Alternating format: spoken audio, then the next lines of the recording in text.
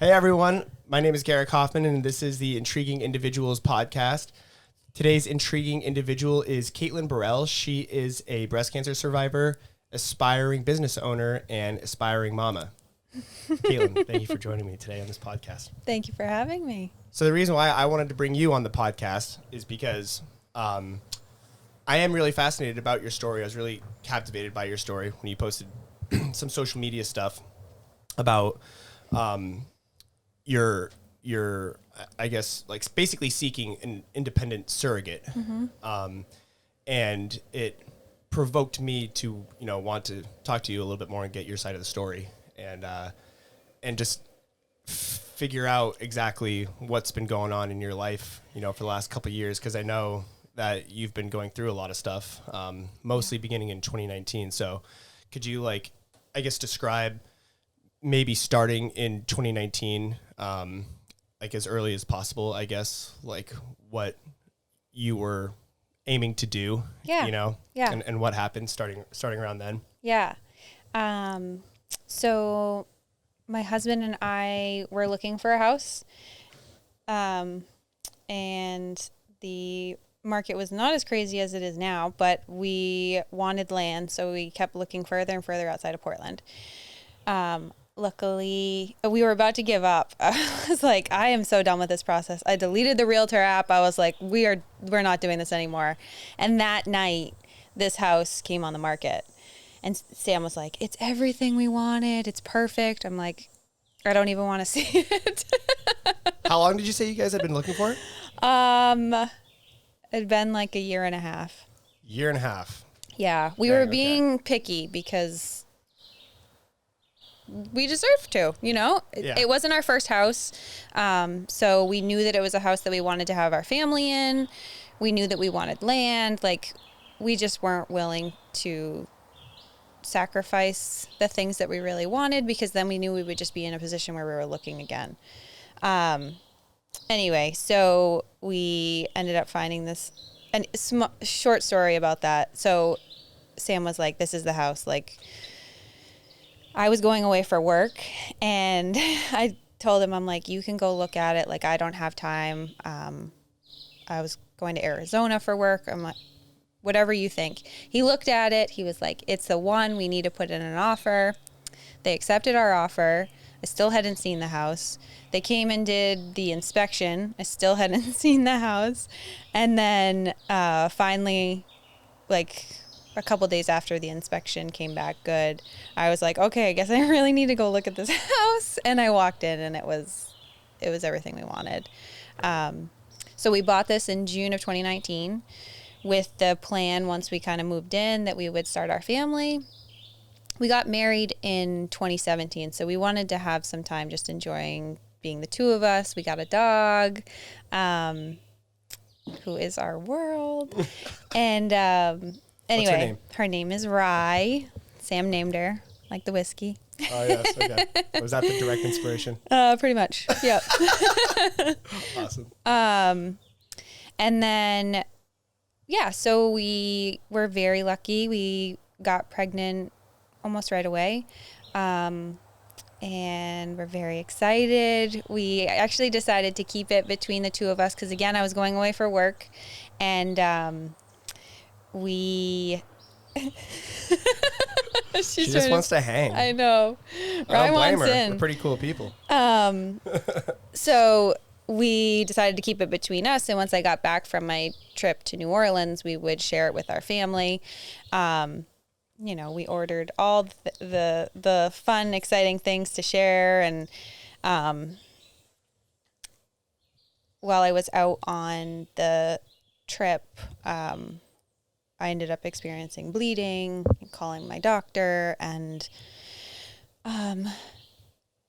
we ended up having a miscarriage. So. And how long were you at this point? 7.5 weeks. Okay. Yeah. We found out right at 4.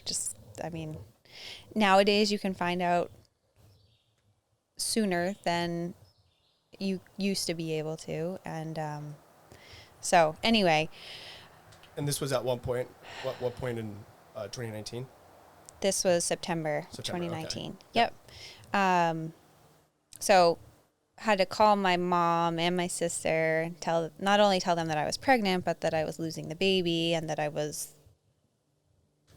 very far away. Luckily, I had some great friends from work that were able to kind of help me through that. But it was really hard being away from everyone and being away from Sam, experiencing all of that. And I ended up flying home, and I swear in the airport the entire time, all I saw were pregnant women and babies, and that was the longest flight ever. I pretty much got into the Portland jetport and saw my mom, my sister, and just lost it. Yeah. So that was pretty awful. But then moving forward, so we were like, okay, well, we got to a point where we just were like, you know what, the baby wasn't healthy, and God was just saving us from having an unhealthy baby, and that's kind of what we clung to. So then moving forward, I had multiple follow-ups with the doctor, and at one point in October, my breasts were changing from hormones changing in my body, and I felt something that felt like a marble in my left breast. And I remember I threw my phone. Because immediately you're like, what is this? And I'm not like a crazy Google person, but I was like, what could this be? And I texted my mom, who's a nurse, and my sister's a nurse practitioner, and I was like, what is this? They were like, it could just be dried milk, so let's not worry about it. When I went to the doctor's office, I was like, can we just check this? She did a breast exam, and she was like, yeah, I do feel something, but it's probably nothing. It's probably dried milk. Let's just get an ultrasound to see. 2 weeks later, and I felt good because she was like, not in a rush. She's like, okay, 2 weeks later, you'll come back for an ultrasound. So this is middle of October now, end of October. And they did an ultrasound. They came back in and said, can we actually do a mammogram? There's a part that we can't see. Sure. Asked for another ultrasound. Still, I'm like, what is going on? And I had just left work to come to this appointment. And then, so they did ultrasound, mammogram, ultrasound. At that point, they came back in and they were like, so there's something that we're just unsure of, and to move forward, that we need to do a biopsy. And I was like, okay. But they didn't schedule it for another 2 weeks. So I was like, it's probably no big deal. They just need to rule it out as anything. So then I went back so then now we're into November, and I went back to work, no big deal, really not thinking anything. I remember calling my mom, telling her, yeah, they want to do a biopsy. Not really worried about it. And Sam and I were like, we're not going to try to get pregnant again. We'll just wait till all of this is done. And it was the week of Thanksgiving, went in for the biopsy, and before the appointment, they sit you down and they just explain everything that it could possibly be. Luckily, my mom was with me, again, who's a nurse, and could understand what they were saying, because I was just I was listening, but I wasn't really understanding that it could be something like cancer. So, went to the biopsy, left, everything, then you just wait. I remember being like, I really just want to know before Thanksgiving, because again, I was going away for work, and I, for some reason, felt like that would be great to just know. Yeah. And I got the call. I was driving home, and I got the call from the nurse practitioner, and she said, so your lymph nodes look fine, but we weren't so lucky with your breast. And at that point, my mom had told me, if they call you and you're in the car, just tell them you'll call them back. And so even driving home now, I remember the spot so vividly. So I told her, I said, I am driving. My mom told me to tell you to call her if I was in the car, and I'll call you when I get home. And I hung up and I started sobbing. Called Sam. He couldn't even hear what I was saying. I was like, I just need you to get me home. Like, I was probably like 8 minutes away from the house. And I was like, please just get me home. And we were going to work out together actually in the garage. And he was like all warmed up. He's like, what's going on? What's happening? And I'm just sobbing. And I was like, I don't know, but it's not good. And we called her back, put her on speakerphone. By the time we got off the call with her and she told me that it was cancer, my parents were here, which was amazing. So it took them like another week or so to figure out what kind of cancer, what stage, everything like that, what our treatment plan was going to look like. And we did get a second opinion down at Dana-Farber. Yeah. So I know I'm just like, Perfect. okay. All right. There's a lot to it. So yeah, so we immediately went from family planning then directly into survival mode. Luckily, we had enough forethought to know that we wanted to do something as far as fertility preservation. So the breast cancer that affected, you think that that's what affected the miscarriage? I don't know. Honestly, we don't know how long I had the breast cancer. We know that it was being fueled by my hormones. So by the uptick in my hormones by being pregnant, it could have sparked our ability to be able to feel it. So it's estrogen, progesterone, and HER2/neu. The HER2/neu is what it's fast generating, and it's what allowed me to actually feel it. So, because it could have been in my hormones for a very long time and we just wouldn't have known, which is scary. Mm-hmm. But because I was triple positive, all of those were feeding it. And we think that that's what allowed me to actually find the lump and be able to move forward with detecting it. Yeah. So how was Sam reacting from all this stuff? Was he pretty cool and calm-headed, or was he? Oh, so he's, yeah, he is so calm, like always. It's very wonderful, but like he processes in a very different way than I do. I'm a very emotional person. Like I wear my heart on my sleeve. I will be very excited very easily, where he's just even keel. Even to the point where we got married in Mexico, and I swear he didn't get excited until we were on the plane. He's like, oh, we're doing this. I'm like, yes. It's like, oh, that's where your reaction is. Thank you. Finally. Yeah. So, but that's his personality, and so yeah, he was very calm, very concerned, but scared too. I mean, we were both very scared. We had no idea what was ahead. Mm-hmm. Right. Yeah. So then you guys came up with a treatment plan. Yeah. And so then what was like the next step? So they said I needed chemotherapy, and we know that can affect fertility. So we went to Boston IVF and talked to them about what our options would be. And we talked with the oncology doctors, and they said that we would have enough time to do one cycle of fertility preservation. They also recommend that you just do an egg retrieval,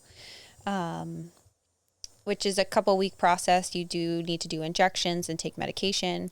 And luckily my cycle was like perfectly timed, that we had like basically the month of December. And we were able to get 11 eggs, which was awesome. And for some reason, Sam and I were, even against their, like, their word of saying you should just do eggs, we were like, no, we want to do embryos. We didn't know why really, but we were like, we feel like this is what we should do. And so they take my eggs and his sperm and they put them together to create embryos. And once they're fertilized, we have 5 embryos that are on ice, and I keep telling Sam we're going to use all 5. Nice. Which he's terrified of. But yeah, so that happened basically the end of December. So you guys went down to Boston, and is 11 eggs, is that a lot? Yeah. Well, not a ton. Like some people have like close to 20. So basically the medication that you take, helps just like heighten everything that would normally happen in your body, so that you're trying to get as many as possible. I was very happy with 11. Yeah. Especially because then only 5 of them fertilized. So, to still have 5 that we can use someday, right. Was huge. Okay. Because you never know if they're going to take or not. Like you can still have a miscarriage with an embryo. So that's another thing I was wondering. It's like, even with the fertilized embryos, there's still a risk that it's not gonna. Yeah. And so they have to be frozen. So they're all frozen right now. And, they have been since December of 2019. So then, when they unthaw them, you just have to make sure that they're still good. Right. So. And they can be frozen like indefinitely? Pretty much. Wow. That's pretty crazy. It is. Wow. I know. So, but at that point when you guys froze them, you didn't know exactly what you'd be. No, I mean, it was like a just in case. Yeah, measure. we were like, hopefully I'll still be able to get pregnant normally. But you won't know, especially because I hadn't started chemo. So my body was, even though this is so bizarre to say, even though it had cancer in it, it was as healthy as it could be. Mm-hmm. And I hadn't put all of those toxins in my body yet. So we just felt like, okay, we're going to go ahead and do this. And it's instead of being like an exciting thing that we were doing, it really felt like this is survival. Like, we need to do this so that we can have a family if something doesn't happen. So they do recommend that you do like an egg freezing, because a lot can happen with your marriage, and they weren't trying to be negative by any means, but they just want the person who's going through the treatment to have the options available to them.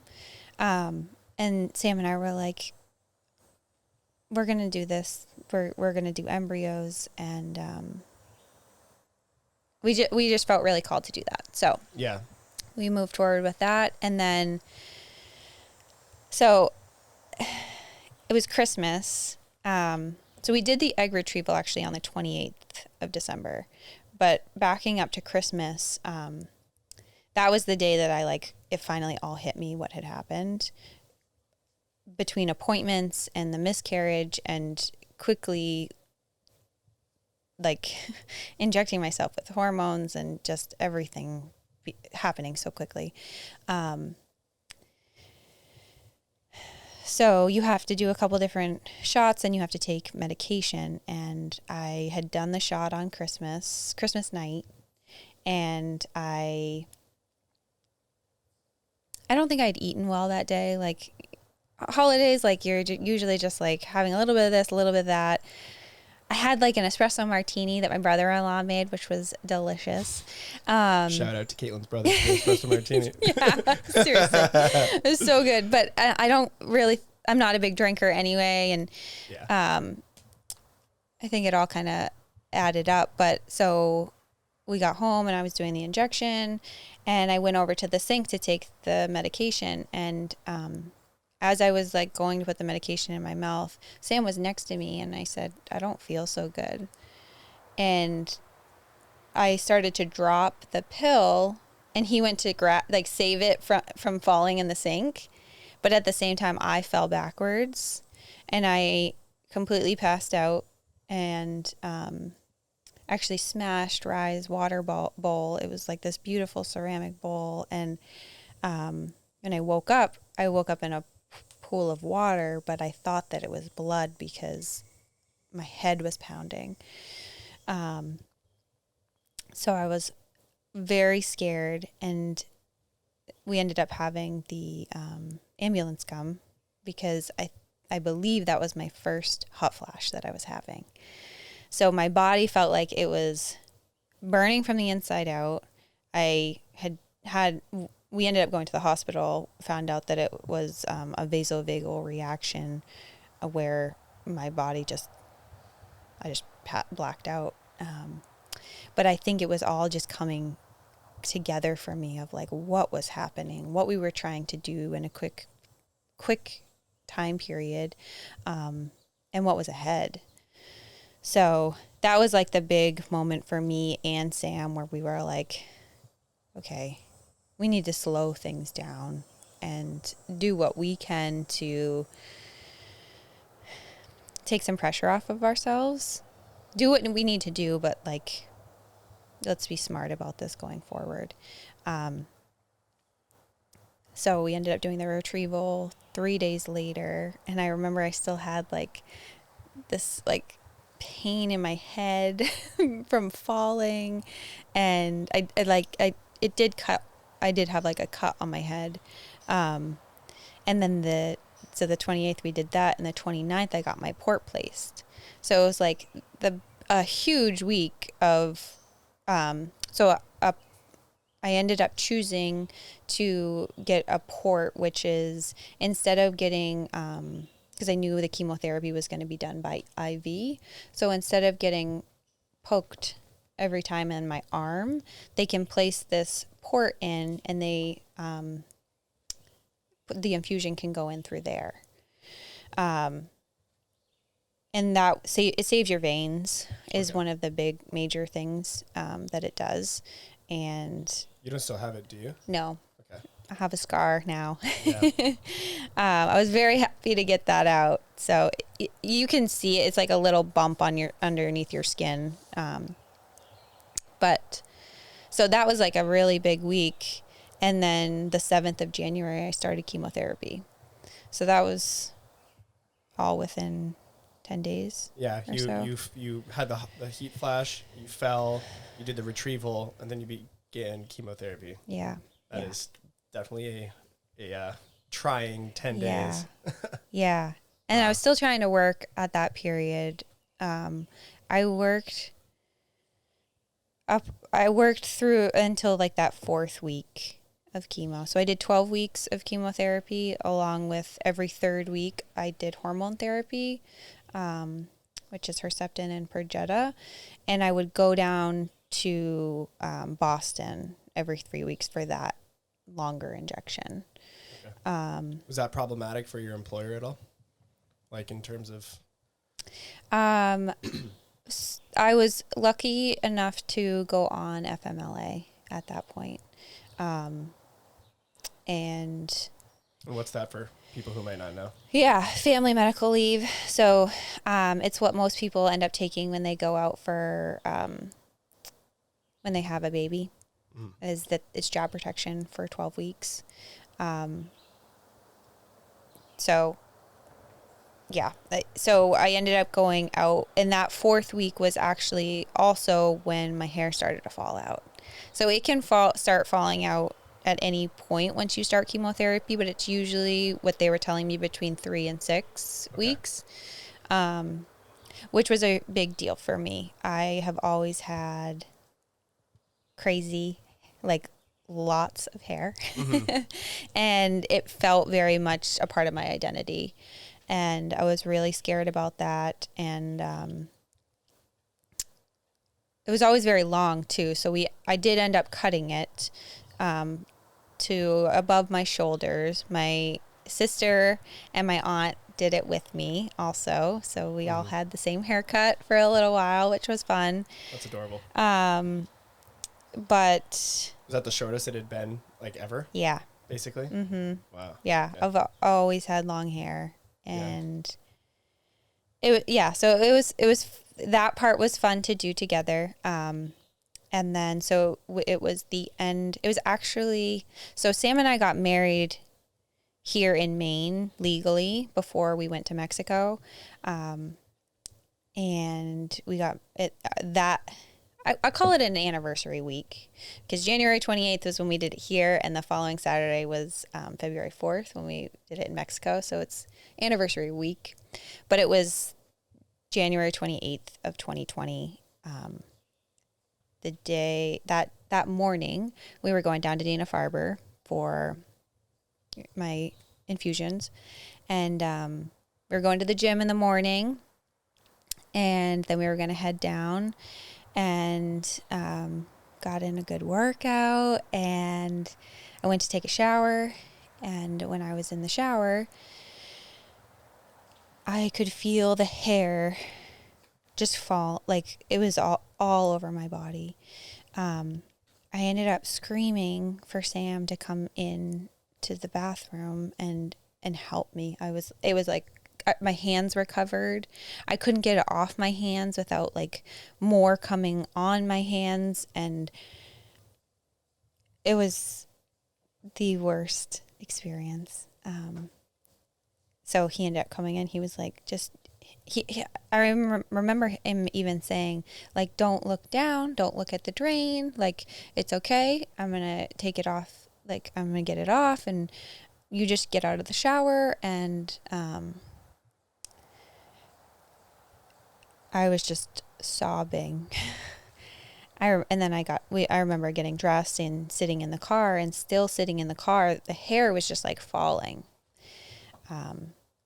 So we drove all the way down. We had our day at Dana-Farber, and when I was laying there after, so after you have, you need to stay for a certain period after each one, and we were sitting there, and I was like, I don't think I can do this anymore as far as my hair. And everyone told me that you'd get to a point when you knew that it was time to either shave it or whatever you decide to do. And I was just so hopeful that I wasn't going to be one of those people that actually lost my hair, because you don't know that either. And at this point, I know that you lost a bunch in the shower. So was it, I guess, like patchy at that point, or was Nope. it still like mostly intact? Yeah. So from what I was told, you couldn't really tell, but I could. And every time I saw it starting to come out, like on my pillow a little bit the past couple of days, like leading up to that. And there was one time when I took a shower before that I saw a lot in the bottom but I had a lot of hair, luckily.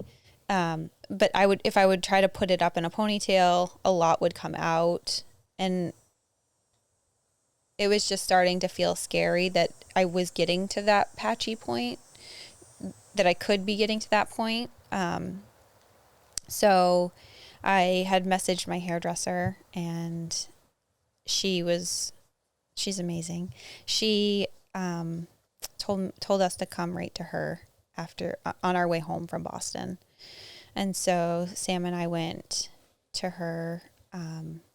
She stayed open late for us. What's her name? What's her business? Her name is Erin Valachi at Halicon Salon it's either Wyndham or Westbrook. It's like right on 302. Oh, yeah. Okay. Yeah. She's amazing. And so you went there? Yes.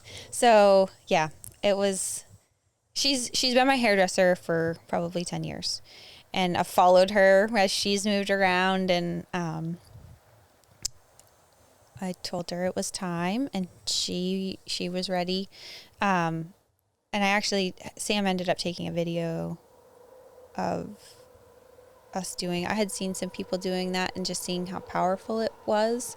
I wanted to be able to remember that moment. And the big thing for me was I wanted it to be my choice instead of, and that was another reason that I was like, okay, it's time to do it, because if I don't choose this now, I might not have it might just happen and not be my choice. So, she like started on one side, and so I had like just one side for like just a couple minutes, but they were like making me laugh, and we're joking and just trying to make the most of it. And but the last piece that she did was so terrifying, to see myself in the mirror and just not look like myself. And I was trying to be strong, but I felt like that last piece was just like a huge part of my identity had just been gone. Mm-hmm. And I was terrified of what Sam would think. Like, he's the most amazing man, but to have somebody that you love physically look different, I just had this fear of him rolling over in bed and seeing this bald head and just being like, what have I done? You know? Mm-hmm. And he actually said to me after, he was nervous when we were driving there. He didn't tell me this. Nervous when we were driving there. And when after like we were home and stuff, he was like, wasn't like, I was trying to prepare myself, but you're still you, and you actually look beautiful like this. And I could tell he wasn't just saying that, you know? So, I did have my mom come over the next morning because I didn't want to wake up by myself. And, you know, sometimes when things happen, you're like, oh, it was just a dream. I didn't want to wake up and then see myself in the mirror and be like scared. Confronted by that reality. Yeah. Yeah. And I had just had treatment the day before, and I just didn't want to be alone. You needed support. Yeah. Yeah. So that was really hard too, because I had a hat on when she got here, and I was like, do you want to see it? She was like, yeah. And immediately started sobbing. Mm-hmm. Do your parents live around here? Yeah, they're about 20 minutes away. Okay. That's good that they're still so close. Oh yeah. Especially during that time. They were my ride everywhere. Yeah. Especially because we had just moved here to Poland, so we didn't know anyone. We had just moved in June, and this is January. Everything happened so fast. Mm-hmm. We didn't know anyone up here, and yeah, I'm so glad that they were close. Right. And it's crazy too, because you know, and then like just 2 months after that, the pandemic hit. Mm-hmm. And I can't remember how long you said that the chemo treatment was supposed to go on for. Yeah, so 12 weeks. So it was the end of March that I finished. So COVID was a thing. Yeah. But did that affect your treatment? It didn't affect my treatment. It affected, I couldn't have anyone come in to the treatment room with me or come to any appointments with me, which that in itself was really difficult. Because would Sam go with you normally, or your parents? Yep. I had somebody with me there, and I needed somebody to drive me after, because I was on Benadryl was one of the medications that they give you through IV, and I could not drive on that. I was very very tired, very loopy. I was gonna say loopy. Yeah. Yeah. So somebody either had to bring me and wait outside, which that was just, I felt bad for anyone waiting, but also, my family did end up coming to the window on my last chemo treatment, and they brought signs, and you get to ring a bell when you're done, when you leave. And so we ended up having to do all of that over video so that they could be there and be a part of it. But yeah, and then even doing my surgery. So I basically got a month off after treatment before I had my double mastectomy. So going in for those preoperative appointments and surgery was all alone. How was the surgery, I guess, determined? Like, is that like a sort of last resort thing if chemo doesn't eliminate the cancer, or No. was that like predetermined? Nope. So I was actually on what they call the Daphne trial. And what that entailed was doing chemo first and then surgery second. Some people do surgery first. With the Daphne trial, by doing chemo first, we were able to watch the tumor shrink. So making sure that the chemo was doing its job. So I ended up having a complete response to the chemo where there was no detected cancer in my body, which was amazing. The choice to do a double mastectomy was because I never wanted to come back.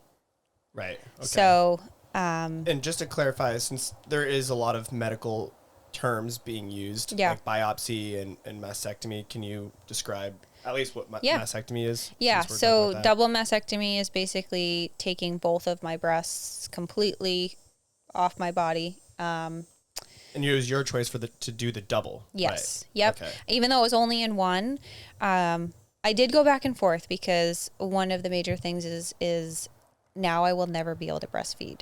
So some people will do just one, and then they do have the option to breastfeed on one breast.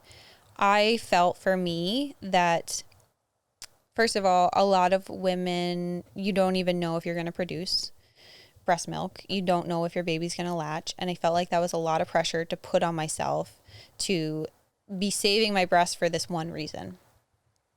Also, if it ever came back in the other breast, I don't know if I would be able to forgive myself for being what would feel selfish in keeping it. So it felt like the right decision for me and my family to get rid of both of them. And, we did that on May 5th of 2020. I was the only person in the Scarborough Surgery Center overnight. So I had 3 nurses to myself. And all went wonderfully. And then a week later, I went back because I had 4 drains put in. A week later, I had 2 of the drains taken out. That all went okay. One of them was like kind of stuck when they were pulling it out, and about 4 hours after we had left, I started to feel lightheaded, and I felt like that there was something wrong in my chest. And luckily my mom was dropping me off, and I'm so glad she was still with me, because I'm like 50 minutes from the hospital, and I was like kind of going in and out of like almost passing out. Long story short, she rushed me in, and an artery had burst. So I had 500 milliliters of blood pooling on my chest. It was like literally a volcano, like, of blood, which was really, really scary. So they brought me in, gave me fluids. We did emergency surgery. They were able to clean everything up, put me back together. But that did delay my recovery a week because of that second emergency surgery. But luckily, everything has been great since then. And when was that again? The emergency that was surgery? May 13th. So is that the last time that you had really any significant, I guess, medical treatment related to cancer? Anything major, yeah. Yeah. So they ended up reading me like my pathology report and stuff right around then. Or I think it was a little bit after then, but I had to do all of that by myself as well, which was, I don't know a lot of the terms that they use. So it was hard to interpret, and the doctors are also great, but just having to do that alone was hard. And I do go in monthly because I do still get a Lupron shot, which has put my body into chemical menopause. And you do that monthly to this day? Yeah. Okay. Yep. And actually, this July was the first time Sam was actually able to come back in with me. And we had my survivorship appointment.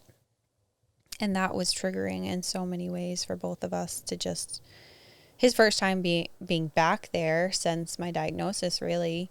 Mm-hmm. And that's only because of COVID, right? yeah. Okay. Yeah. So what does the survivorship appointment entail? They basically go over everything that we have gone through together, all the treatment, all of the reasoning behind what my potential risks of reoccurrence look like, what could happen, what has happened, what we want to do moving forward. Mm-hmm. Our whole staff knows how much we want to be parents. So that's a big topic of conversation that we have constantly. So you are completely free of cancer. I am. Yeah. Yes. Woo! Yay. I know. I'll cheers to that. Yes. Cheers to that. Take a little victory sip too. I know. It's That's awesome. really, Congratulations. thank you. Seriously. Thank That's you. amazing. Yeah. But so what was Sam, you said it was really triggering, I guess. Yeah. So you're both really emotional. Yeah. And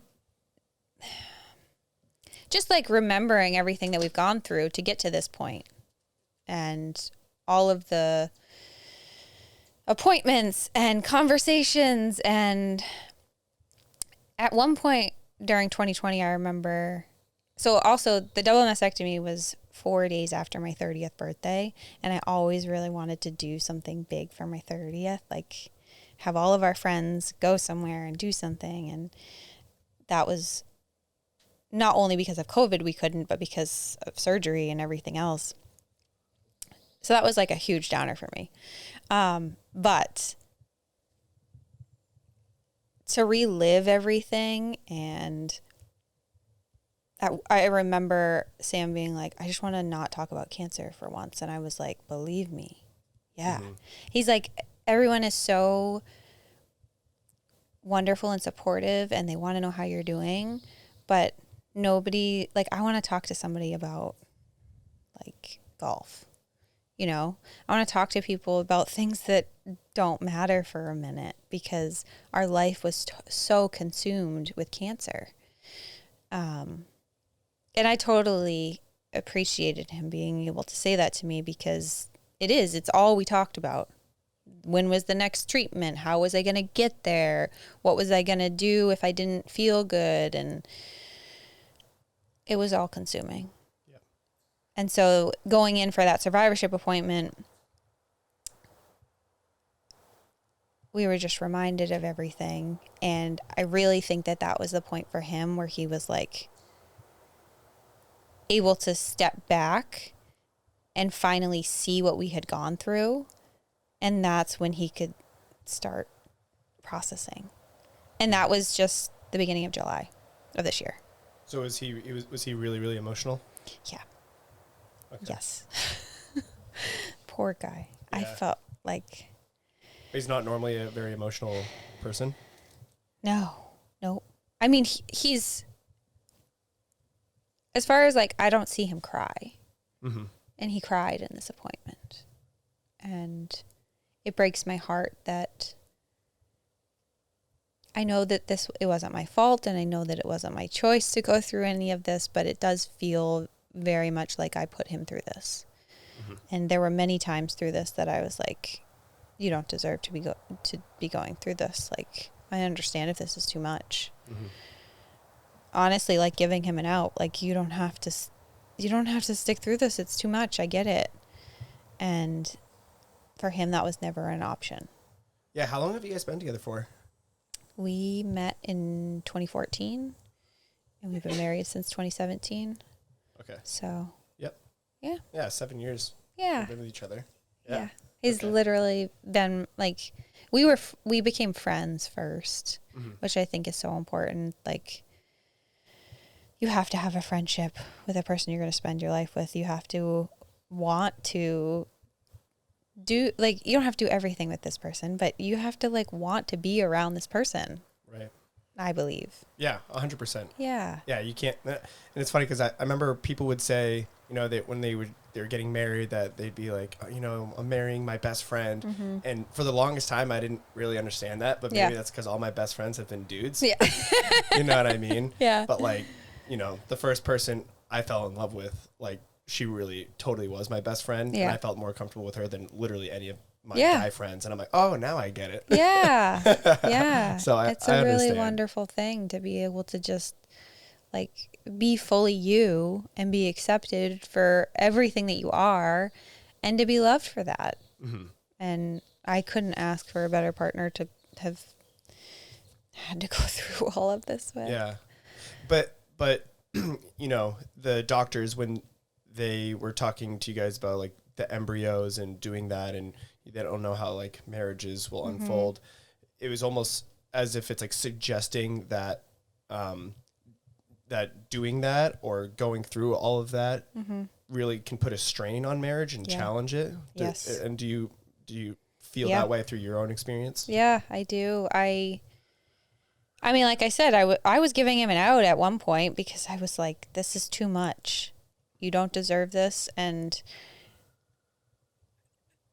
I felt awful for having to put him through it.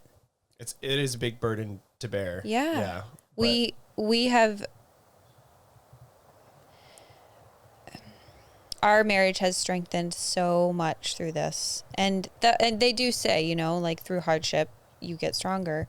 But I mean, there's never a moment where I didn't want him to be my husband. I just didn't want him to feel this pain that we were both feeling. Right. And honestly, we both didn't have time to grieve the loss of the miscarriage because we immediately went into fighting cancer. But so there are a couple things that we tried to do. So on our due date, which was, it was May 7th. So that 2 days after my double mastectomy, I wanted to plant a cherry blossom to remember this child by. So 2 days after my double mastectomy, I'm like not making him. He wanted to do it as well. And I can't help though. So, cause I can't use my arms or do anything. So he's like digging this hole to plant this plant, and it was beautiful, and we're glad we did it. But I remember at that time we were like, we haven't really even thought about this. And I remember being really sad. Like, our baby would be here right now, and how different our life would look. And that's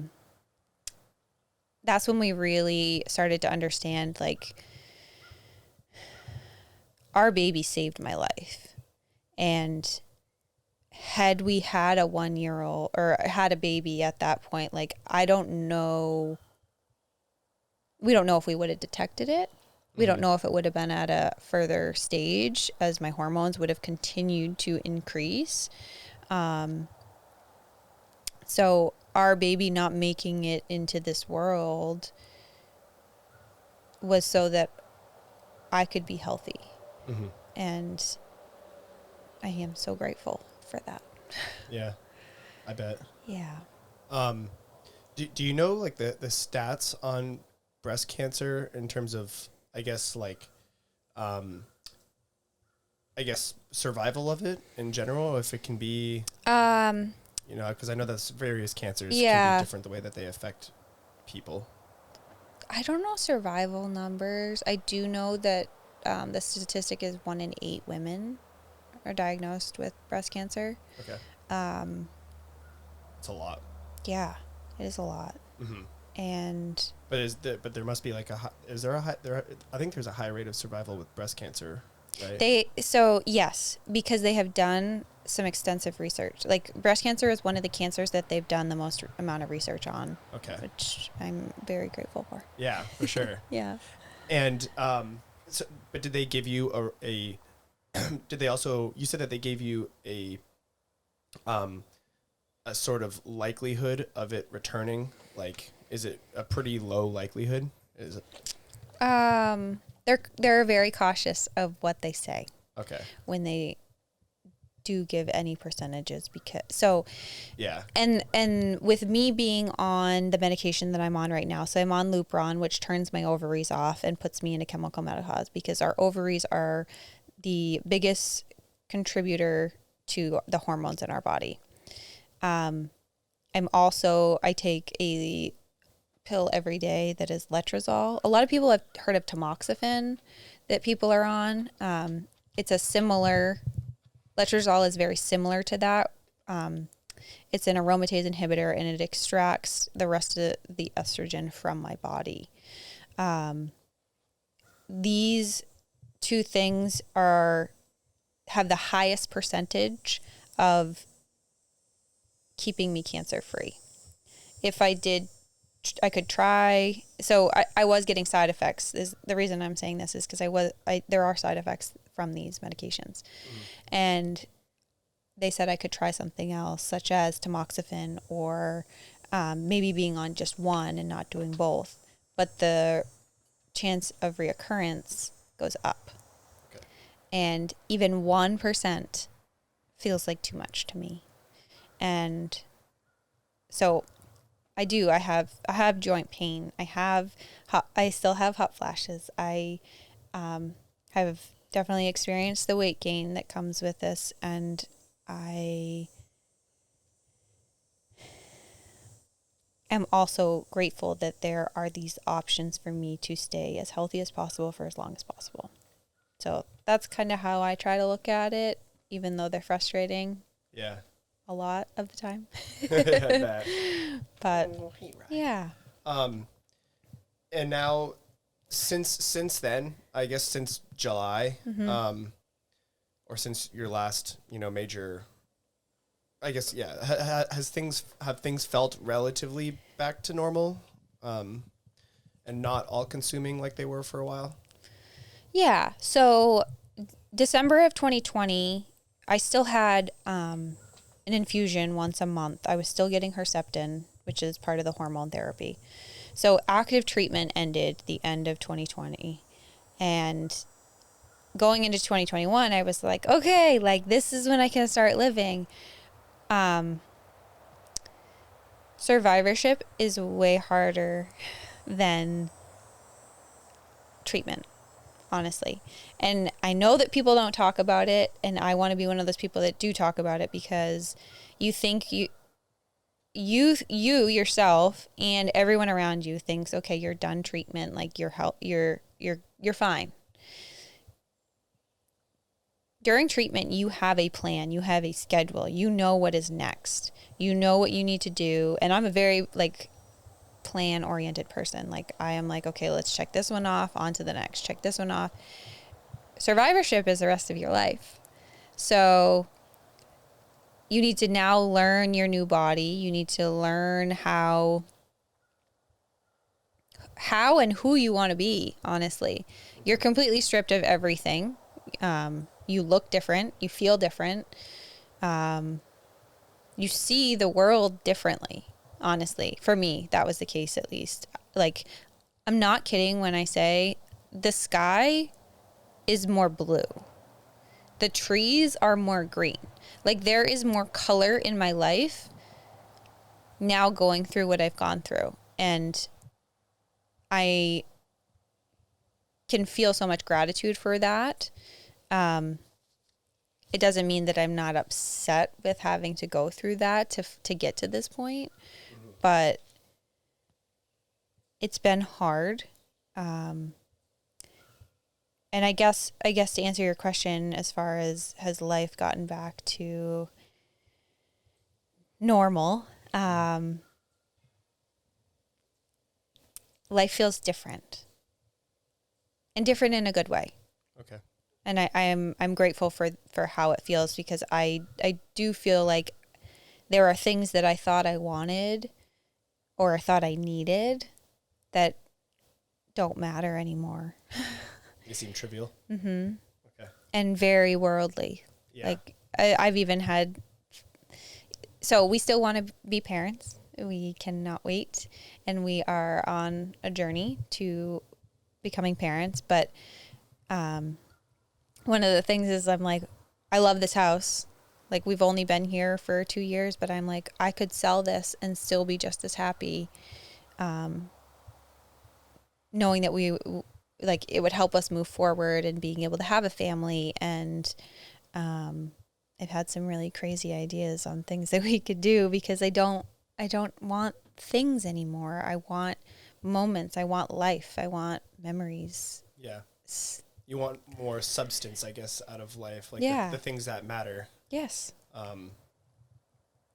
Instead of in pursuit of things that you now would regard as trivial. That maybe, that's a really interesting perspective. Yeah.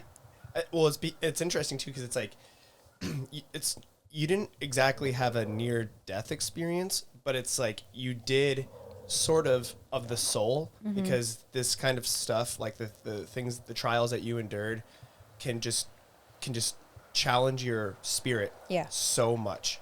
And when you're challenged that much for that long, especially with basically like one tragedy after another, so to speak, it can turn people into nihilists. It can turn people into, like they're just thrown into this abyss of despair, and it can be so consuming that their spirit is just broken.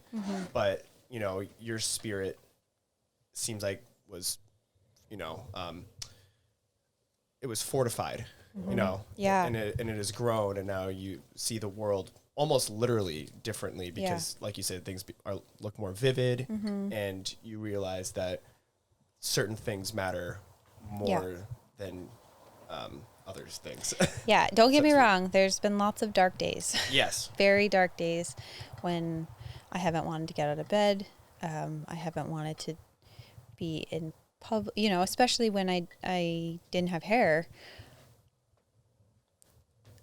I didn't look like me. I didn't feel like me. Can I ask, did your hair grow back? Or is it, okay. I wasn't sure. Yeah. It's one of those things I'm like, when you lose your hair after chemo, does it grow back on its own? Or do people have to like get wigs or anything like that? Or I did end up getting, I got one wig, and then I was given another wig. And I was like, I will wear this all the time. Like that's what I was planning to wear to work, everything. At that point, for me, you are just so broken down that you're like, wigs are uncomfortable, first of all. And also with COVID, I wasn't really going anywhere besides for treatment, and everyone in treatment looks similar. Actually, the first time I walked into New England Cancer, the treatment room, I was petrified.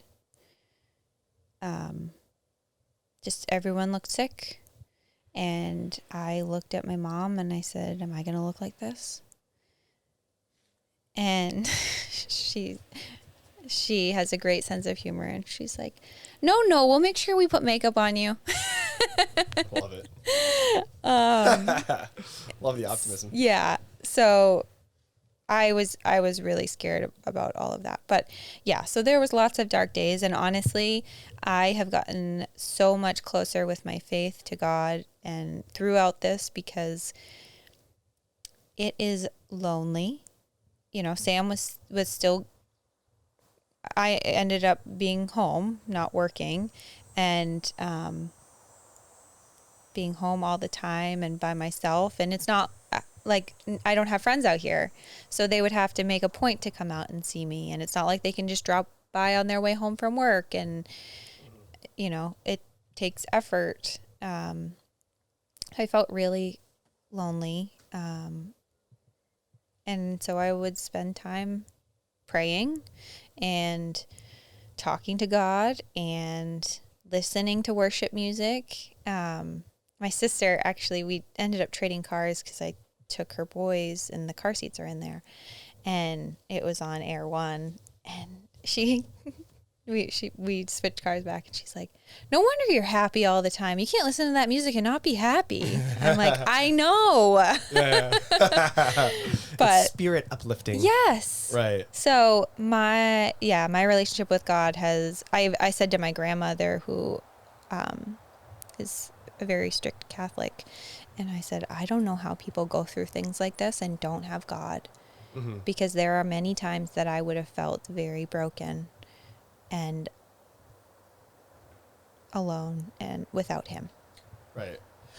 I think about that a lot too, because I do think that that's what can make people turn into nihilists, like the people who don't think that anything matters. So if, they don't have God as like a foundation, then what can you possibly rely on if nothing matters? You know what I mean? But was your faith ever challenged, or did you feel like it really was just strengthened because you found yourself relying on God more? Definitely challenged. But it allowed me to find, instead of needing to find reason for everything, I just feel like it's all part of his plan. Like now I can look back and say, okay, I couldn't have been a mom through this. So God knew that like we weren't supposed to have kids when we thought we were. That wasn't part of his plan. I needed to go through cancer to slow down. I really believe that that was the only way that God knew that I would slow down. I was trying to do all the things, be all the things, like have all the things, and have this life that had very little meaning to me, but on paper or to everyone else looked a certain way. And that's not how I want to live my life. And knowing that God has a bigger plan for me, knowing that God is connecting me with people, that I am now opening my dream of a coffee shop, and this is all part of his plan, allows me, when things don't go how I thought they would, I'm able to sit back and say, okay, God has something better, opposed to being upset in that moment or frustrated. And it just gives me so much more hope and so much more light to be able to know that he is working overtime for me. God up there in heaven burning the midnight oil. Oh my gosh. Yeah. Talk about, you mentioned your coffee shop. Yeah. So talk about that a little bit. Tell me about it. Okay. Yeah. How long have you had this dream for, and what? Oh my gosh. Years. I don't even know when the dream started. But back in 2018, I was finishing my master's in business, and I was like, okay, like we're doing this so that we can have the coffee shop, but I never worked in a coffee shop. Like, well, I should probably do that. So, as I was finishing my master's, I started working at Sia Cafe in South Portland and had a blast. It was just working as a barista, like behind the counter. Like I am like a people person. Like I love connecting with people. I love connecting people with people. Like, yeah. Same. Knowing people's story. Sam always jokes, he's like, you get too deep too quick. And I'm like, no, that it's only a problem for people that aren't like me.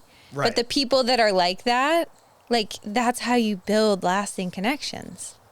So actually I just was sitting down with a woman that he works with, and we got deep, and we got home, and Sam and I were talking about something, and I was like, oh yeah, she just said this and this. And he's like, I've been working with her for a year now, and we haven't had that conversation. And I was like, well, that's just me. You probably put people at ease and make them feel comfortable and trust you to share their stories. And that is what's great, is like when you can do that and sort of like be a non-intimidating presence and sort of like let your guard down, or even make yourself vulnerable. Yeah. People will open up, and types like you and I really appreciate that kind of stuff because we feel more connected, like in a profound way to other humans. And I didn't always feel that way, but I've been feeling that way more in the last few years. Honestly, since sharing, really, when I did share about the miscarriage, the amount of people that reached out that told me that they had experienced a miscarriage or a loss and they had never told anyone was profound. It hurt my heart to know how many people had gone through this and just were suffering in silence. So because of the amount of people that I had connected with on that, I knew once I got the cancer diagnosis that I was going to share at some point. I didn't know when, but I knew being vulnerable through that process was not only going to be healing for me, because through the miscarriage it was healing to know I wasn't alone, but I also knew that sharing was hopefully going to help other people, and to see the real, raw, behind the scenes was going to connect me to the people that I am supposed to have in my life also. It's been hard, you don't want to post the pictures or videos of you being sad and or being a downer, but that's real. Yeah. And I've tried very hard to share as much as I can through that. Yeah. I know, and that's kind of what I'm hoping to achieve with this podcast episode, because I know that there's you said 1 in 8 women are diagnosed with breast cancer, and you're one of those 1 in 8 women, and I'm hoping that other people will be able to hear your story and feel some kind of inspiration for it. And it's just wild too, because now you're a breast cancer survivor, and now you're trying to start your own business just within like a year basically of your last significant treatment. And so where are you gonna set it up? Yes. Where are you gonna open it? So it's gonna be in Wyndham. It's gonna actually be a part of my church. It's in the same building as my church. So it's crazy how God works, because so we go to the Refuge in Wyndham, and Pastor Adam used to be a member at my husband's CrossFit gym that he used to own. And when we were looking for a church, Sam was like, I want to try Adam's. And when we did, the first month that we went, I sobbed every time we were there. And we ended up having dinner with Adam and Tanya. And when was this? Was this 2019? This was 2018. Oh, wow. Okay. Yeah. And I remember we had dinner out in Gorham with them, and I can't remember the name of the place, but I was telling them about my dream of having a coffee shop. And so that's when the seed was planted. And so fast forward, because of COVID, we were meeting in Wyndham High School, and now they found a location, and they have always wanted a coffee shop inside of the church. And the way that it's set up is it's an old restaurant that they have for a facility, and they asked if I would want to have my coffee shop there.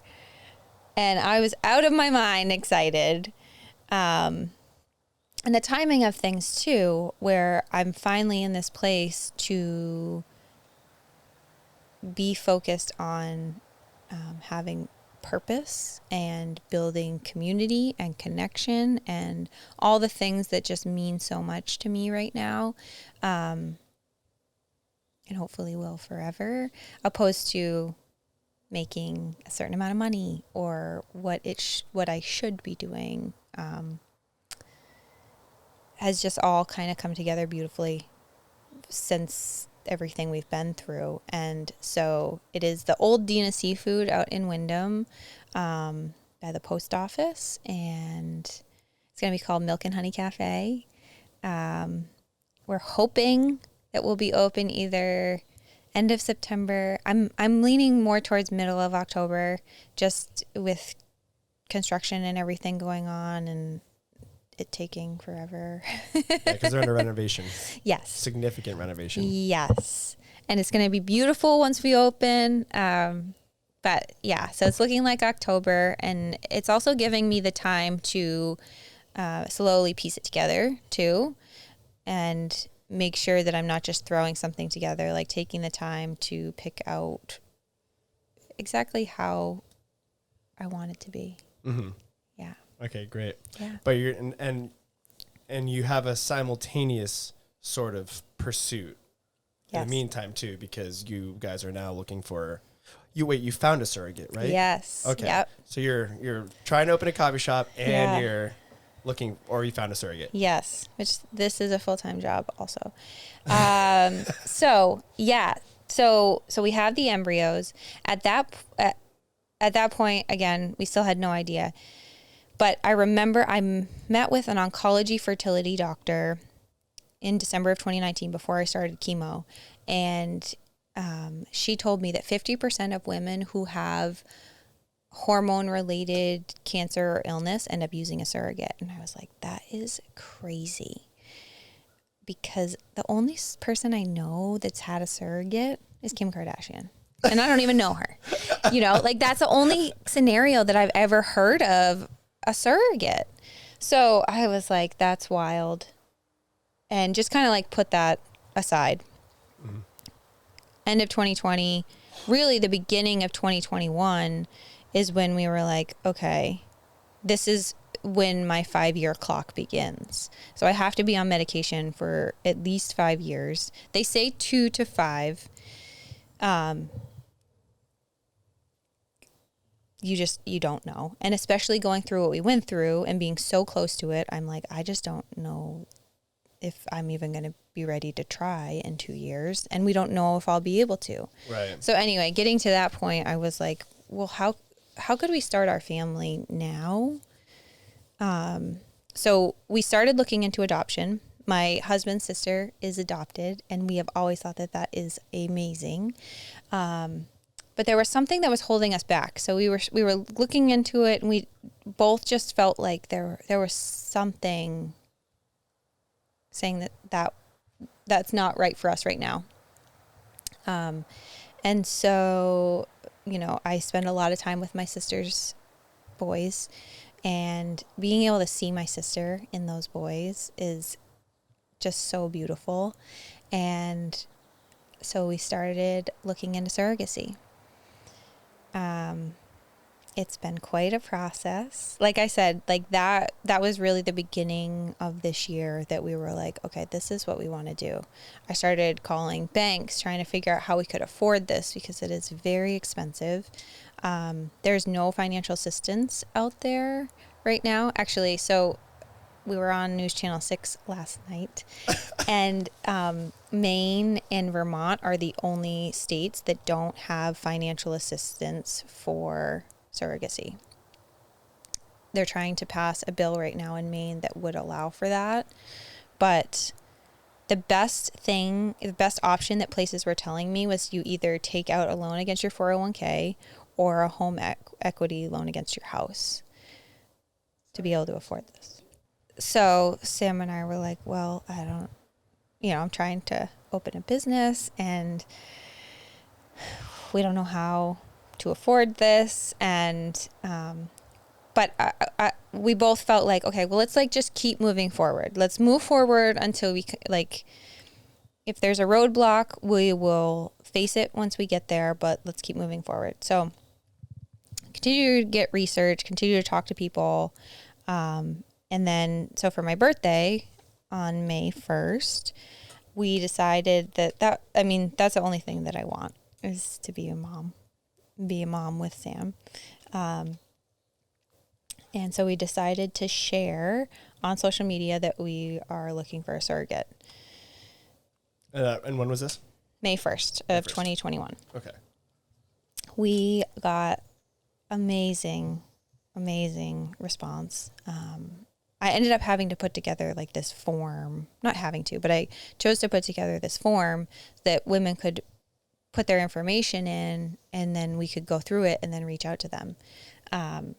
because people were just like direct messaging me and couldn't even manage it. no, Right. and also just like people reaching out being like so excited and that was awesome. But it was just a lot trying to figure out, okay, like who was I talking to about this and this? And I like made files for these women. And so there are agencies that do this for you. They will match you with somebody. There is a higher, like you're going to pay for that, which is wonderful. How much do you know? Thousands. Like hundreds of thousands? Like, I think from what we found, like between 20 to 50,000 just for the agency, depending where and who you use and what it all comes down to. But they would help match you with somebody. We felt like we know a lot of people, and maybe if we just share, that we'll be able to find somebody that we know, even if it's a friend of a friend or you never know. So we felt good about doing that. And so we put it out there and we started having conversations with bug. On me too. With some really amazing women. And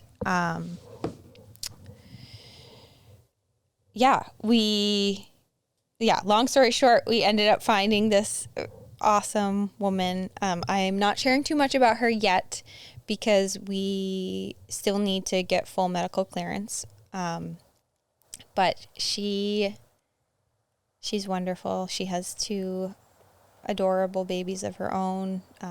Where's she based out of? She lives in Ohio. Is she about our age? Yep. Okay. Yep. And she just feels like she was called to help moms. So she did, among all those messages that you were getting, were there other women who were actually volunteering, or were they just like? Yeah. Okay. I think we ended up having a total of like 28 women that reached volunteer out. to be a surrogate. Yeah. Holy crap. Yeah. Okay. Which is just like, it's the most selfless thing you can do. Yeah. Right. Carry another person's baby. That is like amazing. from beginning to end, like to term. Yeah. That's a lot to subject yourself to. Yes. So much. And yeah, we've been blown away. It's been awesome. So how do you even choose? Yeah, that's crazy part too. So I have just kind of been trying to have conversation with these women. So we actually were talking to a woman before this one that we're moving forward with, and just trying to build a connection. And this woman that we're moving forward with, she would just like continue to reach out, continue to like have like really meaningful conversation. And it's weird to say, but I guess all along I've been looking for somebody like me, you know, that would take care of their body as I hoped I would during a pregnancy, that likes being active, that is family oriented. And so Sam and I were trying to pick somebody that felt like that would fit into our lifestyle, and that we wouldn't have a lot of things that we would not necessarily disagree on, but that we would be on different spectrums with.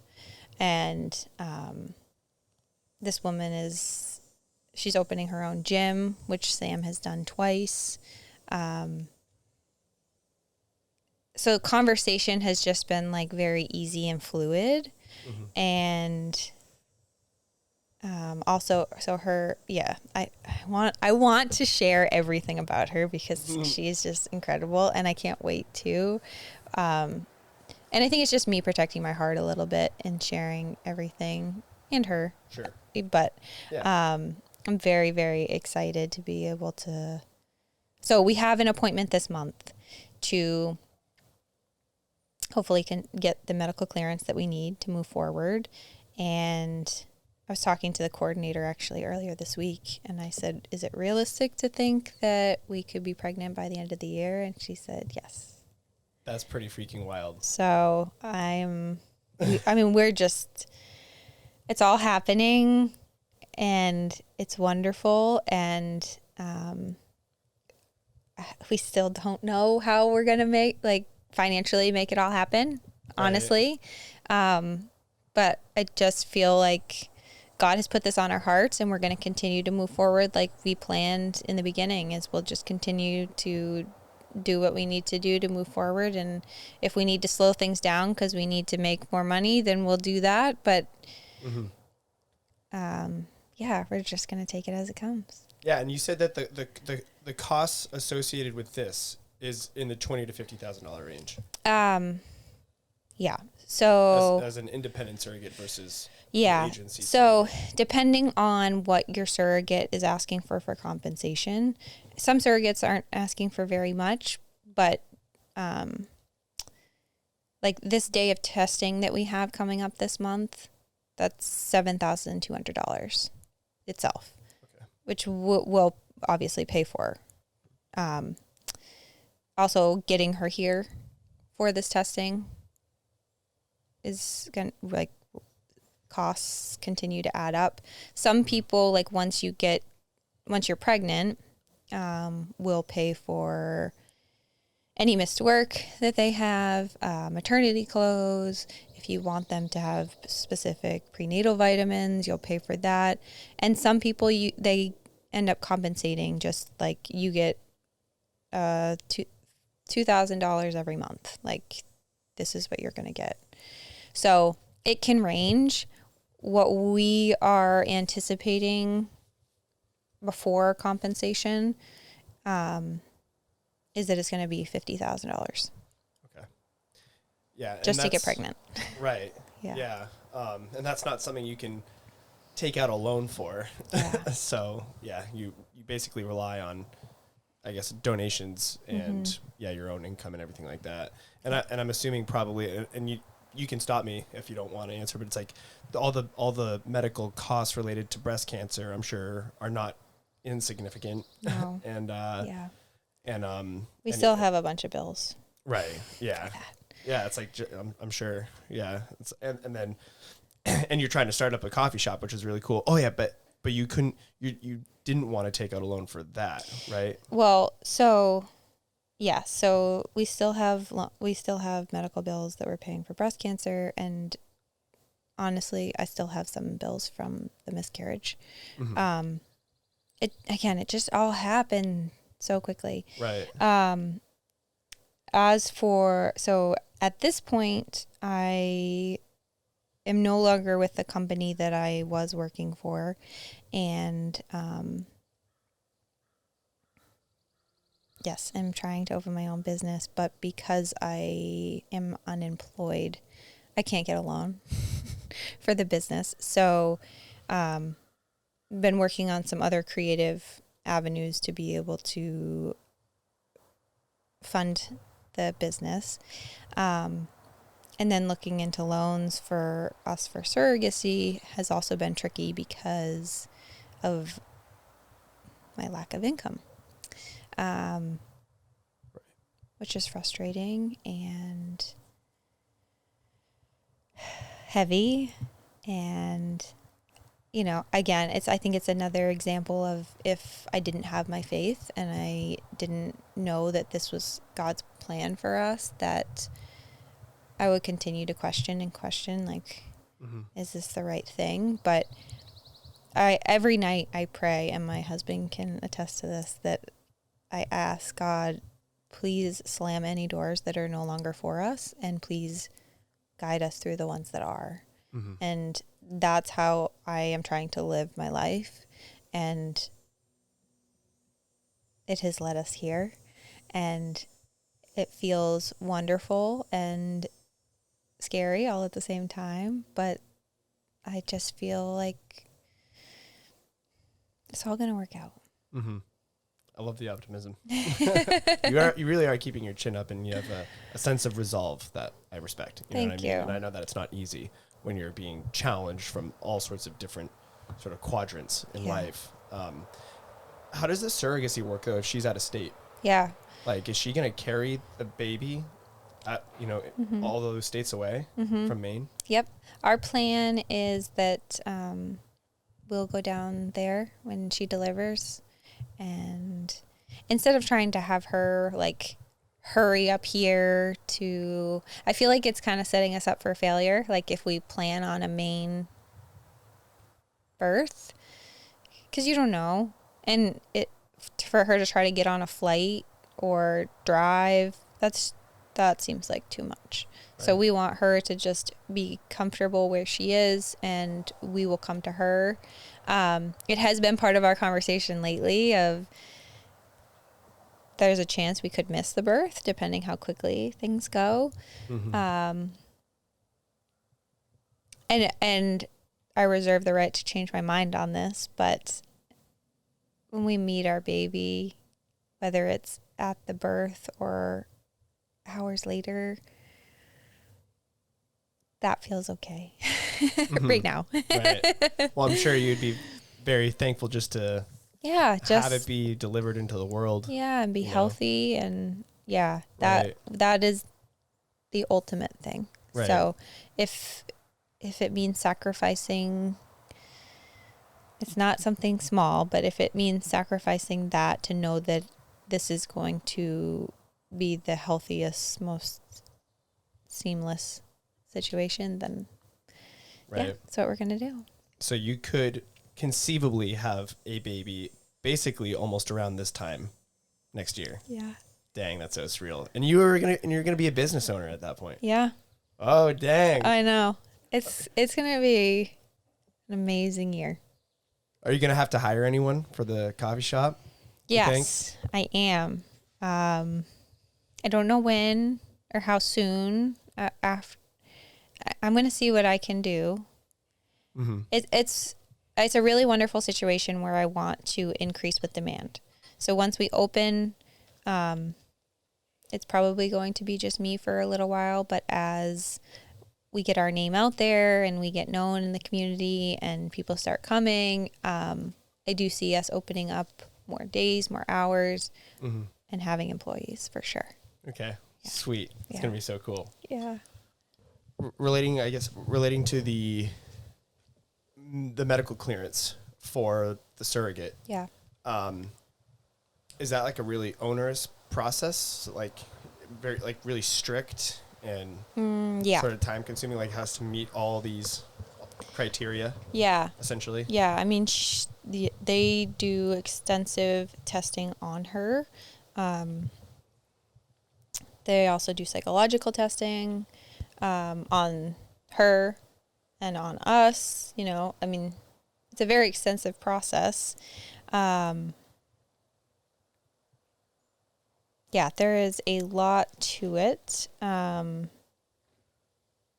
Just the medical clearance itself. And then I'm also starting the conversation with legal because we need to get a legal contract written up, which that's an interesting process. I have never had to work with an attorney or a lawyer or anything, and I know it is their job to protect everyone, but it's hard having those conversations because they want to protect you in the worst case scenario. So you need to talk about worst case scenario. So mm-hmm. you need to have all of your ducks in a row and all of your plans. I mean, I've even talked to my sister about some of the things that we've had to talk through and have understood before we even have a child. And she's like, I have two and I haven't even thought about these things. Like, I know it's to protect us, but it weighs really heavy, those conversations for me. And making these decisions now, I know will be helpful, but it's just another piece of the puzzle is getting a contract written up that everyone agrees on. And that's even before we know we're pregnant. Right. So then there's the transfer process of putting our embryo in her and, praying that you become pregnant and not just becoming pregnant, but staying pregnant and delivering a healthy baby. Mm-hmm. Yeah. And Sam and I do plan to go down for some of the big appointments as long as we can. So being a part of the pregnancy as much as possible, even though it's different states. I don't know. I think that there's something cool. We're looking at it as an adventure. as it's just one more thing that we get to do together. And we've never been to Ohio, so we'll explore Ohio. Yep. And yeah, just embrace it as it happens. Right. Yeah. Can I ask you a question that I wanted? I missed this earlier. Yeah. When we were talking about when you were going through cancer and losing your hair and the devil's mastectomy. Did you ever feel a sense of loss of womanhood, I guess, with all that? Yes. Yeah. So it's weird because I was much more connected to my hair than my breasts. Like, that was a bigger deal. Whoa. These bugs are like from another dimension. Yeah. No, that's actually what I wanted to ask though. Like, if you Yeah. felt more, I guess, connected to one or the other, that's what's, you know what I mean? So much more connected to my hair. I even still feel like I look like a little boy with my hair right now. But with my breasts, it was more about being able to breastfeed or not. And Sam, I say Sam and I because it was an us decision very much. And at one point we decided that I was going to go completely flat and not have reconstruction. But it came back to wanting to look like a woman. Mm-hmm. And having a chest, and even though that they won't be able to produce as they were meant to, it felt like the right decision for me for right now. Now, in the future, will I keep them like this forever? I don't know. But for right now, me being 31 years old, it felt like what the best thing for me right now. Okay. Yeah. How long did it take for you to grow your hair back? It started coming back fairly quickly after, but it was like peach fuzz for a long time. Sam did finally tell me that was my worst stage. He's like, it looked better when it was nothing. Yeah. But the peach fuzz was just like, and then honestly, it's been coming in. Yep. Dog just sprinting across the yard like a mad woman. My family like loves it. They're like, oh, it's so great. You should keep it short. But I've never had short hair, and I want to at least be able to put it in a ponytail. Like right now I can do 2 ponytails, but then I feel like a dinosaur because I have like these horns. But I'm just excited for it to be able to be long enough that I can put it in a ponytail. And I used to do a lot of braids, like French braid my own hair, or just one French braid. But I can't wait to be able to do that again. I have hair envy like you wouldn't believe. Like seeing girls in buns and braids, I'm like, I want that so bad. Mm-hmm. But you'll be able to do it again. It's just a matter of time. Yeah. And it's come back, like, honestly. So my hair used to be a lot more blonde. So it has come back different. My hair was like white ringlets when I was a baby, but then that's the only other time it was short. So it's very curly now, but I feel like it's thicker, and my hair was really thick, and it's darker. Okay. But yeah, it feels good that it's coming back. I'm sure it does. Yeah. I felt like I had seen older photos of you, and it looked straight. So like it looked so much like I used to straighten it. Whenever you like post pictures of it on your Instagram, like older pictures, you always have like super straight hair, but then I see you with like this like really curly hair. And so I just wasn't sure if you were straightening it and that's kind of what I was wondering, if it was like, if your hair actually did come back, or if you had to get a wig or you know, what the status was with that. Yeah. No, this is it. And it's doing whatever it wants. I feel like it's pretty long for after just this amount of time. Like, I don't know. Maybe I'm wrong about that. Yeah. But. And I was very lucky too, I think, because I've always had such thick hair, is I never really had that patchy stage, which a lot of women do. Or not just women and men. But when it came back like full force. Right. Okay, that's good. Yeah, Yeah, it is good. You must have been pretty stoked about that. Yes. Right. Yeah. It's been interesting, the phases, but. Are you in touch with other breast cancer survivors? Like, do you have a cancer survivor community of some kind? Yeah. Or a women's community? Yeah, there's a couple groups that I am in and stay in touch with. The hardest part about all of that for me is I want to help. I want to help as much as possible, but it also I'm so fresh out from it that there's still a lot of grief that I have around it, and there's still a lot of growth that I need to do around it. So I am finding it that this period in my life, this part of survivorship, is making me want to be a little bit more distant, just so I can get a little bit further on the other side, and not feel triggered by things. Sure. Do you feel that talking helps? Yes. Oh my gosh. It's so healing for me. I could talk about this all day. Right. Well, I feel like I've heard it. There's this guy, Jordan Peterson, that I really look up to, and he says, like, the more you talk about things, it's kind of like putting light onto the shadows, you know what I mean? To sort of cast out the darkness, but in talking is really what helps you kind of confront that. Oh yeah. That darkness and make it vanish, you know? Yeah. I really believe, like, if we just suppress everything, it never heals. We never move on. It's always just there, no matter, you just keep pushing it down. And so you need to talk about it. You need to share and grieve and process in a healthy way. Because I will say I've known people, one person in particular, who has endured some really severe tragedies.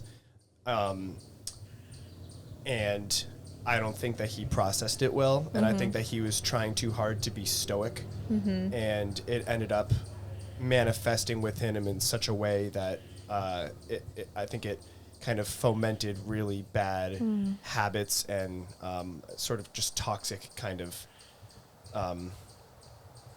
like lens of the world or something, like, you know, because it was never totally resolved within him. You know what I mean? And I think other people are probably, I'm sure there's a lot of people who are like that. And that's why stoicism, it's like, it's not, you know, you might be able to be outward about it, but if you're not processing it inwardly, then it can just grow ugly. Yeah. You know, it's like this monster dwelling in you. I'm so grateful that right after the miscarriage, I found a therapist. And I talk to my therapist every week. And I have since September of 2019. And I don't know that I will ever stop. Yeah, and that's okay. And sometimes, like, we even go into the meeting where I'm like, I don't know what I want to talk about today. But we literally will just, like, start talking about my week. And then I'll find different things that, like, either there was a trigger or there was something that I'd like to explore further or that she would like to explore further. And then we can work through it together. I know that some people don't like it and that they are even nervous to try, but I didn't know this. Like, I've heard people be like, you need to have a therapist that you can connect with. And like, my therapist is my friend now.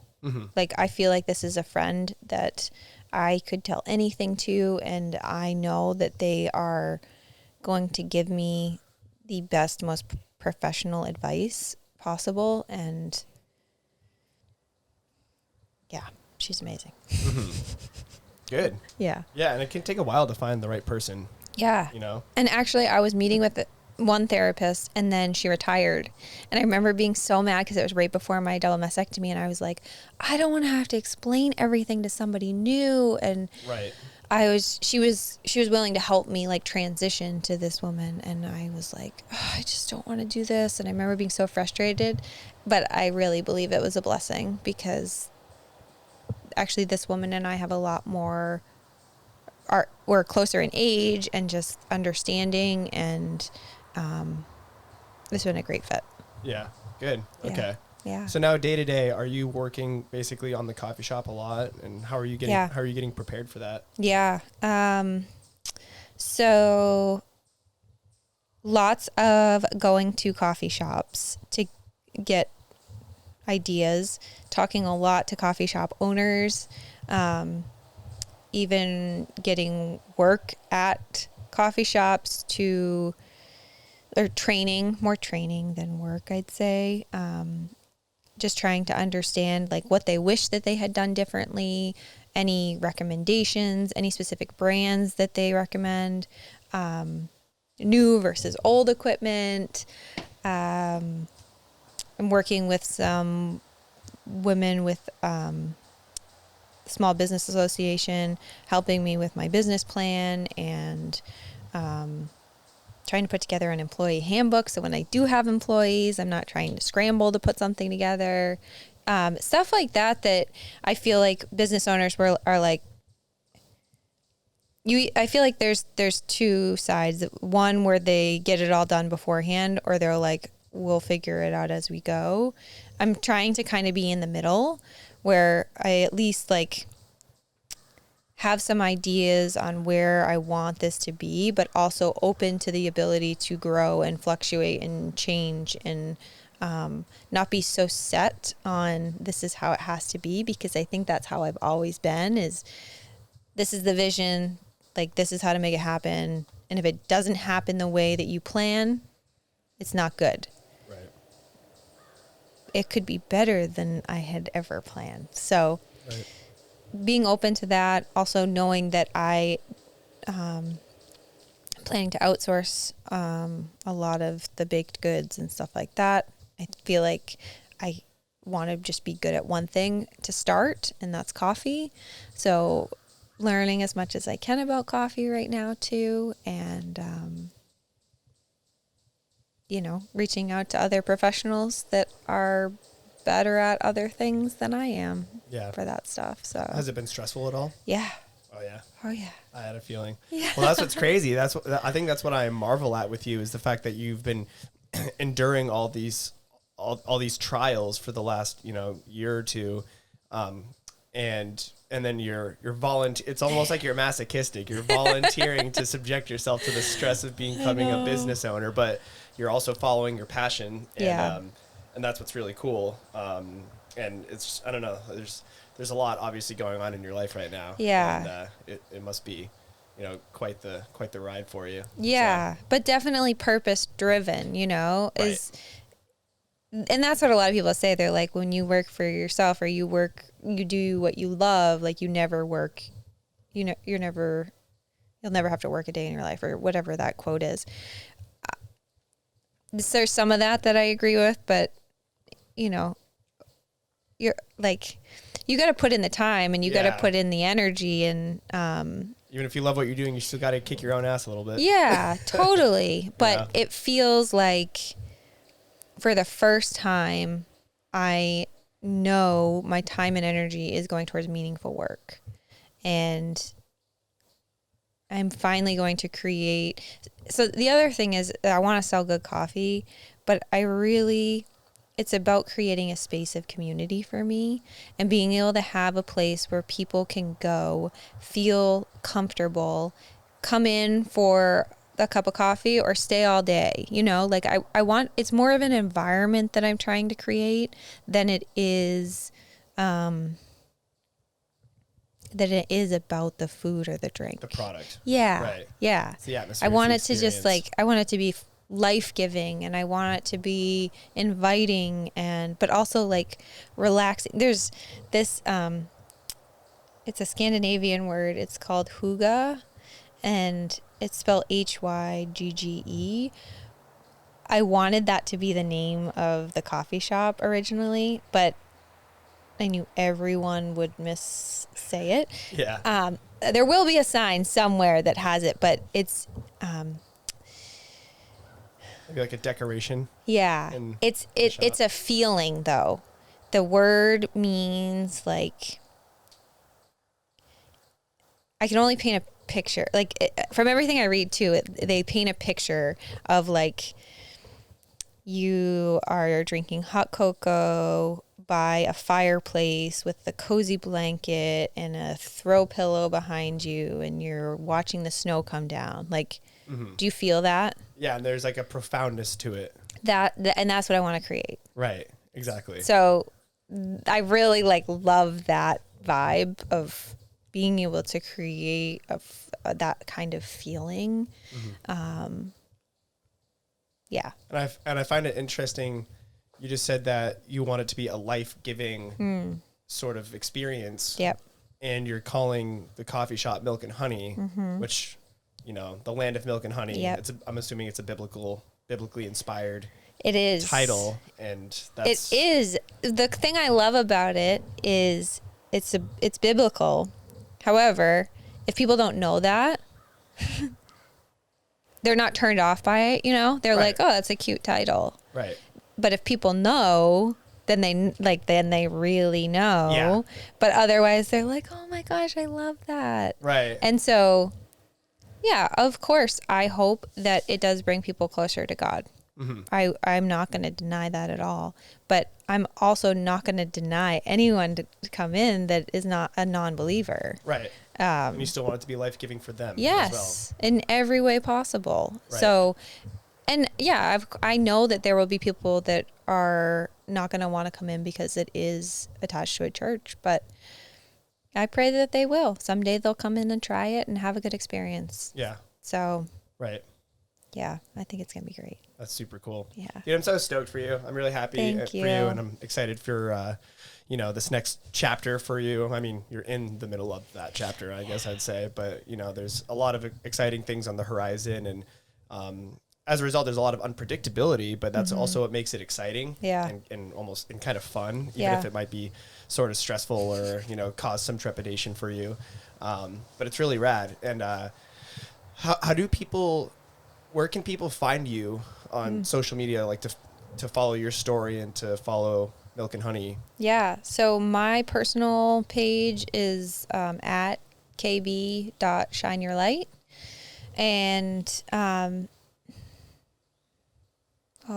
Milk and Honey's on there too. Milk and Honey. I can put it in the description, Yeah. the YouTube description. Maybe it's just Milk and Honey Cafe. I I don't know. I had to make an email. Anyway. Oh, okay. Yeah. Yeah, we're both on Instagram, both on Facebook. Real quick, can I just ask you what Shine Your Light? Yeah. refers Okay. to? So this is really special actually. So it was, I created a public page when breast cancer happened basically. And it was KB Fit to Fight. We did an event at my brother-in-law's gym, and it was a workout. And we did a fundraiser to help. And it was so much fun. And so we made shirts that said KB Fit to Fight. So I was like, yeah, I love that. Like, well, I'll just keep that as my name on Instagram. And I had a woman that I met in Puerto Rico. Ooh, it's also just like a twist of fate that we met because she's from Connecticut. We were in Puerto Rico. And she had a dream about me. And she called me. It was a couple months ago. She called me and she's like, I had a dream. I don't know if you've ever heard about the law of attraction, but the things that we put out into the world, we attract. And I feel like you having the word fight in your name means that everything has to be a fight. Mm-hmm. And I was like, wow. Or that you're up against a lot of Yeah. things, or you have enemies or something. Or not And enemies, but you know yeah. what I mean. And I was like, wow. Yeah. Like, okay. I don't want that. I'm done. I'm tired of fighting, you know. I want to just be able to accept and like flow better, give and take kind of thing. And so that day she said that to me and I was like, wow, but I don't know what to change this to. Like that's kind of a big deal. Like that's how people have known to follow along and stuff. Mm-hmm. And so I just started thinking, and the thing that I have been saying to people, I'm that type of person that if I'm thinking of you, I'm going to send you a message. And the thing that I have over this last year and a half, when I end my message, it's always been sending you love and light. And I don't know if that's because, like we talked about, like everything looks a little bit brighter to me, but also I've been doing a lot of meditation and just like feeling the light within you and spreading it to the other people, like everyone around you and the environment, everything. And it's always been, it's this light. Like I want to be, I know I said life-giving, but light-giving. Mm-hmm. And so then it just came to me to shine your light and to not be afraid of what that means or what that looks like, and like without judgment, mm-hmm. shine and be who you are. Mm-hmm. So that's beautiful. Thank you. I like that a lot. Thanks for asking. Of course. Yes. And so, yeah, we can just wrap things up. But where can people find, you have a donation page for the independent surrogate. Yes. Right. So my parents put together a GoFundMe, for Baby Burrell, Burrell. And, we also have a Venmo that's at baby-Burrell. And yeah, if you feel it on your heart, we would love your help. And also all the good vibes and prayers. Sweet. Yeah. Okay, cool. And I can include the link too. Okay. Awesome. In the podcast somehow. So like in the description. You. So yeah. Katelyn, thank you for sharing your story. I know it's a very vulnerable thing and it's a very sensitive, it's very emotionally charged thing to talk about. But I really appreciate you shining your light here in this podcast and talking about everything. And I hope it does help in some way to heal you. And I hope that other people feel inspired by your story as I do. And that. Yeah. Thank you. Thanks for having me. Really appreciate it. Yes, for sure. Thank you. All right, people. Thank you for joining me on the Intriguing Individuals podcast. I'm your host, Garrick Hoffman. This is Satisfaction, Garrick Teed. Like that? That's amazing.